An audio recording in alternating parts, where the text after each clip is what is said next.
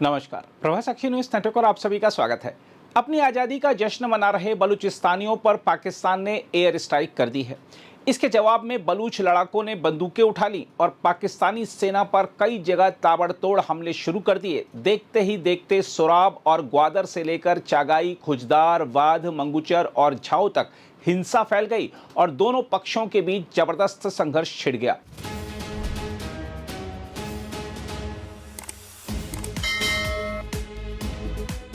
पाकिस्तान की हवाई कार्रवाई में महिलाओं और बच्चों समेत कम से कम 21 नागरिकों के मारे जाने की खबर है, जबकि जवाबी हमलों में बलूच विद्रोहियों ने पुलिस और सैन्य ठिकानों को निशाना बनाया। इस तरह बलूचिस्तान एक बार फिर पाकिस्तान की सैन्य ताकत और बलूचों की आज़ादी की लड़ाई के बीच सीधे टकराव का मैदान बन गया है। स्थानीय लोगों और कार्यकर्ताओं का आरोप है कि पाकिस्तानी विमानों ने अलग थलग आतंकी ठिकानों की बजाय आबादी वाले इलाकों को निशाना बनाया।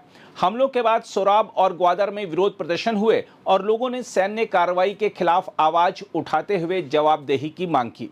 हम आपको बता दें कि बलूचों को जबरन गायब कर देना, सुरक्षा अभियानों के नाम पर बलूचों से बदसलूकी, बलूच महिलाओं के शोषण, उनकी राजनीतिक अभिव्यक्ति पर पाबंदियों और गंभीर मानवाधिकार उल्लंघनों ने पाकिस्तान के खिलाफ स्थानीय असंतोष को दशकों से लगातार गहरा किया है।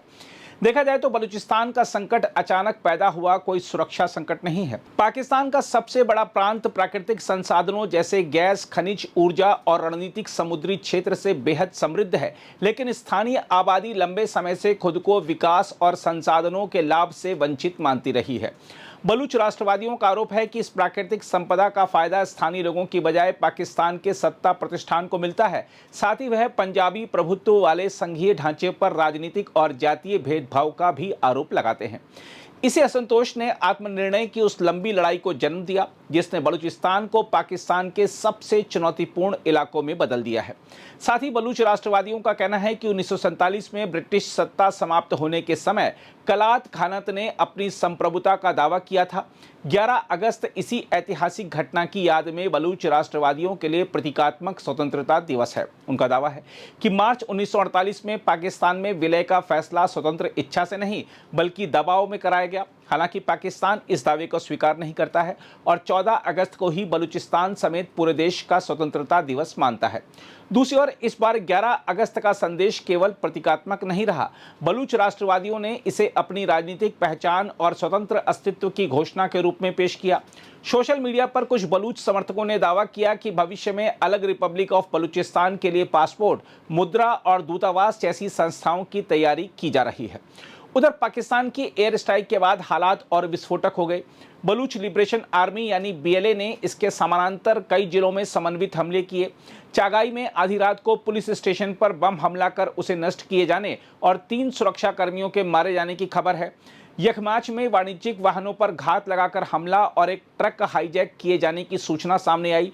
खुजदार आरसीडी हाईवे पर सुरक्षा काफिले और बख्तरबंद वाहन को निशाना बनाए जाने, वाध में सैन्य वाहनों पर घात लगाकर हमला करने, मंगूचर बाजार में सुरक्षा चौकी पर विस्फोट और भारी गोलीबारी तथा झाओ में पाकिस्तानी सैन्य शिविर पर रात में हमले की रिपोर्ट है। साथ ही बीएलए ने इस महीने अलग अलग हमलों में कम से कम 32 पाकिस्तानी सैनिकों को मारने का दावा भी किया है। दूसरी ओर पाकिस्तान का कहना है कि सुरक्षा बलों ने बलूचिस्तान में मुठभेड़ों के दौरान 10 उग्रवादियों को मार गिराया। एक कार बम के समय से पहले फटने की घटना में 8 आतंकियों और पास के घर में मौजूद 3 लोगों समेत 11 लोगों के मारे जाने की बात भी पाकिस्तानी अधिकारियों ने कही है। देखा जाए तो इन घटनाओं को अलग अलग हमलों के रूप में देखना बड़ी तस्वीर को नजरअंदाज करना होगा। बलूचिस्तान में अब एक खतरनाक चक्र बनता दिखाई दे रहा है। पाकिस्तानी सैन्य कार्रवाई, नागरिकों में आक्रोश, बलूच विद्रोहियों की जवाबी हिंसा और फिर कठोर सैन्य अभियान, यही चक्र इस संघर्ष को लगातार गहरा कर रहा है। बलूचिस्तानियों की आज़ादी की लड़ाई की सफलता को फिलहाल पाकिस्तान से वास्तविक राजनीतिक स्वतंत्रता के रूप में देखना जल्दबाजी होगी, लेकिन इतना स्पष्ट है कि दशकों के दमन, सैन्य अभियानों और राजनीतिक असंतोष के बावजूद स्वतंत्रता की मांग खत्म नहीं हुई, बल्कि 11 अगस्त जैसे प्रतीक, सड़कों पर विरोध और बीएलए जैसे सशस्त्र संगठनों की बढ़ती गतिविधियां बताते हैं कि बलूच सवाल अब भी पाकिस्तान के सामने एक गंभीर और जटिल चुनौती है। बहरहाल पाकिस्तान के लिए सबसे बड़ा सवाल यही है कि क्या वह बलूचिस्तान को केवल बंदूक और एयर स्ट्राइक से नियंत्रित कर पाएगा, क्योंकि जिस संघर्ष को दशकों तक सुरक्षा समस्या बताकर दबाने की कोशिश की गई, वह अब राजनीतिक पहचान, संसाधनों पर अधिकार और आत्मनिर्णय की मांग से जुड़ा व्यापक संकट बन चुका है। और जब किसी जमीन पर लोग अपनी आजादी का दिन मनाने के लिए भी डर और गोलियों के साए में खड़े हों, तो यह सिर्फ कानून व्यवस्था का सवाल नहीं रहता, यह उस राज्य की वैधता पर उठता एक बेहद गंभीर सवाल बन जाता है। अगर आप भी लेना चाहते हैं देश दुनिया की तमाम जानकारी, तो आज ही सब्सक्राइब करें हमारे चैनल को। साथ ही नीचे दिए बेल आइकन को जरूर दबाएं ताकि हर अपडेट आप तक पहुंच सके।